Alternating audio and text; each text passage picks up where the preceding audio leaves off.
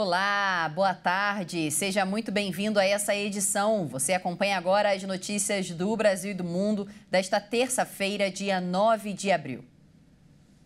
A Agência Nacional de Energia Elétrica, a ANEEL, rejeitou hoje um recurso da Enel São Paulo contra a multa imposta após o apagão na capital paulista em novembro de 2023. Com isso, a Enel terá que pagar R$ 165 milhões e 800 mil reais pela interrupção dos serviços aos clientes, aplicada em fevereiro pela ANEEL. A empresa alegou que os ventos fortes na época foram atípicos e que atuou rapidamente para religar os serviços. A Enel é a empresa responsável pela distribuição de energia na capital paulista e na região metropolitana. Com as fortes chuvas em novembro do ano passado, a região ficou dias sem energia. Segundo a empresa, 25% dos clientes foram afetados.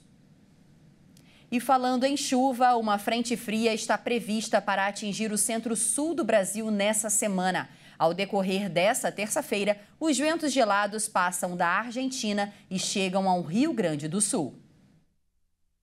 Com a chegada da frente fria vindo da Argentina, o Rio Grande do Sul enfrentará neblinas e chuvas fortes nessa quarta-feira, principalmente na Serra, mas com aviso para toda a região. As quedas de temperatura podem começar ainda hoje. E apesar da previsão de sol e o tempo voltando a abrir na quinta-feira, o clima mais frio deve continuar nas terras gaúchas por um tempo. Já na sexta-feira, a frente fria chega com mais intensidade no Paraná e em Curitiba, onde, junto da região do Rio Grande do Sul, a previsão conta com chuvas mais intensas. E mudando de assunto, o Tribunal Regional Eleitoral do Paraná retoma hoje o julgamento de duas ações que solicitam a cassação do mandato do senador Sérgio Moro. Ontem, o julgamento foi suspenso, mais uma vez, por um pedido de vista no Tribunal Regional Eleitoral do Paraná. O placar de 3-1 agora está favorável ao senador. Mais 3 juízes devem votar e ele só precisa de 1 para garantir a continuidade do seu mandato. O Tribunal Regional Eleitoral do Paraná retoma nesta terça-feira o julgamento de duas ações que solicitam a cassação do mandato do senador Sérgio Moro, do União Brasil, alegando o abuso de poder econômico, Caixa 2 e uso indevido de meios de comunicação durante a pré-campanha de 2022. Até o momento, o placar está em 3-1 contra a cassação, com a defesa negando as acusações e argumentando sobre a temporalidade dos gastos. O julgamento foi suspenso nesta segunda-feira por um pedido de vista do desembargador Júlio Jacob Júnior. E se Moro for condenado, poderá recorrer ao Tribunal Superior Eleitoral, o TSE. O relator inicial do caso argumentou falta de provas de irregularidades e destacou que o julgamento não trata da Operação Lava Jato, mas sim dos supostos desvios durante a pré-campanha. Por outro lado, um desembargador votou a favor da cassação, alegando desequilíbrio na disputa eleitoral devido a possíveis vantagens de Moro. Outros votos divergentes foram apresentados, sendo um contra a cassação e outro argumentando que os gastos não evidenciam abuso econômico. Nos destaques internacionais, o chefe da diplomacia chinesa, Wang Yi, prometeu hoje reforçar a cooperação estratégica com a Rússia. O chanceler russo, Sergei Lavrov, destacou que os dois países buscam um mundo multipolar justo. China e Rússia intensificaram a cooperação econômica e os contatos diplomáticos desde a invasão à Ucrânia há pouco mais de 2 anos. A China afirma ser uma parte neutra no conflito, mas enfrenta críticas por não condenar a ofensiva de Moscou. Lavrov agradeceu Pequim pelo apoio após a recente reeleição do presidente Vladimir Putin, que não enfrentou nenhuma oposição real no pleito. A China, por sua vez, prometeu continuar apoiando o desenvolvimento estável da Rússia sob a liderança de Putin. Os dois lados devem sempre seguir o caminho correto em questões de princípios. Como membros permanentes do Conselho de Segurança da ONU e grandes potências emergentes, China e Rússia devem assumir uma posição clara do lado do progresso histórico, da equidade e da justiça. As discussões que temos na economia, no comércio, nos investimentos e nas novas tecnologias estão diretamente ligadas ao estabelecimento de um mundo multipolar justo, onde não há lugar para ditaduras e hegemonias. Lavrov também se reuniu nesta terça com o presidente chinês Xi Jinping. O chanceler expressou sua admiração pelos grandes êxitos do país asiático ao longo dos últimos anos, em especial da última década, e disse que nem todos no mundo estão felizes pelo desenvolvimento de Rússia e China.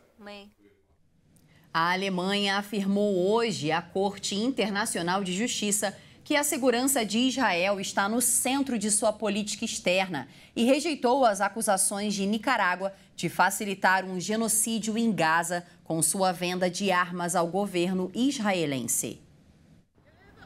Segundo o governo de Daniel Ortega, Berlim violou a Convenção da ONU para a Prevenção e a Repressão do Crime de Genocídio de 1948, criada após o Holocausto.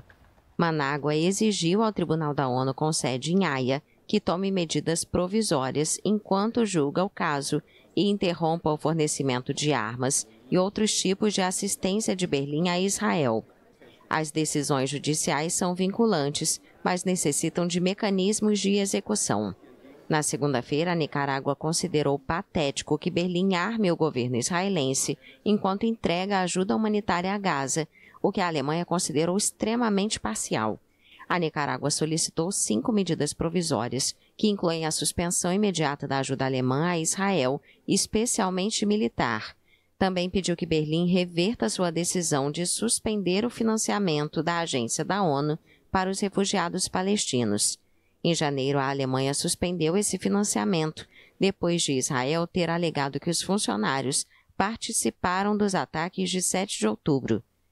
A CIJ foi criada para resolver disputas entre países e tornou-se um ator-chave na guerra entre Israel e o Hamas, que começou com os ataques do grupo islamista. A decisão do tribunal pode levar várias semanas. E na Venezuela, o país apresentou documentos ao Tribunal Internacional de Justiça para defender sua posse do Essequibo, embora tenha reiterado que não reconhece a sua jurisdição para resolver a disputa sobre este território rico em petróleo sob a administração da Guiana. Nós temos a razão histórica, temos os documentos.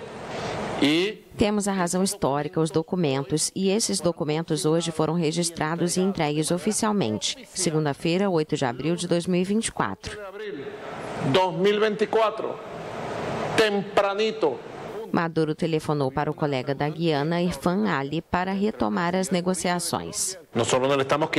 Não estamos tirando nada de ninguém, estamos nos recuperando de fraude e desapropriação. Desapropriação com fraude. Porro com fraude. A Guiana celebrou a decisão da Venezuela de apresentar argumentos, indicando que desta forma a Corte poderá levar em conta todas as posições para emitir uma decisão. A Guiana pede ao TIJ que ratifique uma sentença de 1899, em que foram estabelecidas as atuais fronteiras, enquanto a Venezuela reivindica o Acordo de Genebra, assinado em 1966 com o Reino Unido, antes da independência da Guiana, que anulou aquela sentença e estabeleceu bases para uma solução negociada. O Essequibo tem 160 mil quilômetros quadrados e é rico em petróleo e outros recursos naturais. A polêmica centenária sobre o território se intensificou desde 2015, após a descoberta de jazidas pela petrolífera ExxonMobil. E por hoje é só, essa edição termina aqui. Eu agradeço demais a sua companhia e te convido a ficar ligado na nossa programação. Até mais!